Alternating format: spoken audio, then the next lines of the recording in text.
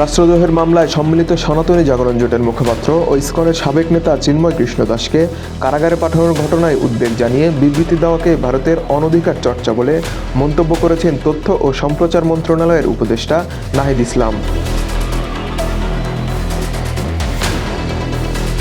বুধবার ২৭ নভেম্বর তিনি বলেন, আমরা মনে করি এই ধরনের স্টেটমেন্ট দেওয়া ভারতের অনধিকার চর্চা। এখানে তারা ঘটনাকে আরও উস্কে দেওয়ার চেষ্টা করছে। ভারতের উচিত তার নিজের দেশের সংখ্যালঘু সম্প্রদায়ের নিরাপত্তা ও অধিকার নিশ্চিতে কাজ করা। এর আগে আদালতে চিন্ময়কে তোলার সময় সেখানে জড়ো হন তার অনুসারী সমর্থকরা।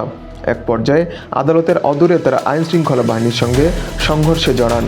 সে সময় অ্যাডভোকেট সাইফুল ইসলাম আলিফ নামে রাষ্ট্রপক্ষের এক আইনজীবীকে কুপিয়ে হত্যা করা হয়। ঘটনাটির সঙ্গে সঙ্গে ভারতের পররাষ্ট্র মন্ত্রণালয় থেকে এক বিবৃতি দেওয়া হয়েছে, যেখানে বলা হয়, বাংলাদেশ সম্মিলিত সনাতন জাগরণ জোটের মুখপাত্র চিন্ময় কৃষ্ণ দাসকে গ্রেপ্তার ও জামিন নাকচ করার বিষয়টি আমরা গভীর উদ্বেগের সঙ্গে লক্ষ্য করেছি।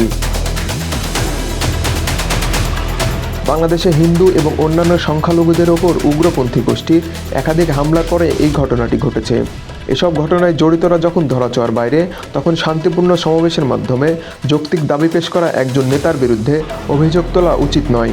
আমরা চিন্ময় দাসের গ্রেপ্তারের বিরুদ্ধে শান্তিপূর্ণভাবে প্রতিবাদকারী সংখ্যালঘুদের ওপর হামলার বিষয়টিও উদ্বেগের সঙ্গে খেয়াল করেছি। সরকারকে হিন্দুসহ সব সংখ্যালঘুর শান্তিপূর্ণ সমাবেশ ও মত প্রকাশের স্বাধীনতার অধিকার সহ নিরাপত্তা নিশ্চিতে আহ্বান জানানো হয় বিবৃতিতে।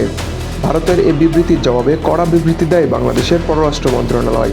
অত্যন্ত হতাশা ও গভীরভাবে ব্যথিত হয়ে বাংলাদেশ সরকার উল্লেখ করেছে যে চিন্ময় কৃষ্ণ দাসকে নির্দিষ্ট অভিযোগে গ্রেপ্তার করার পর থেকে কোনো মহল ভুল ধারণা দিয়েছে। বাংলাদেশ সরকার বলেছে যে এই ধরনের ভিত্তিহীন বিবৃতি শুধু সত্যের ভুল উপস্থাপনই নয়, বরং দুই প্রতিবেশী দেশের মধ্যে বন্ধুত্ব ও বোঝাপড়ার চেতনার পরিপন্থী।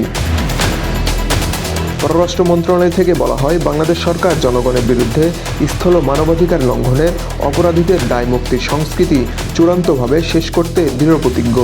একইভাবে ধর্মীয় সংখ্যাগরিষ্ঠ এবং সংখ্যালঘুদের সঙ্গে সমান আচরণ করে, যা এই বিবৃতিতে সম্পূর্ণভাবে উপেক্ষিত।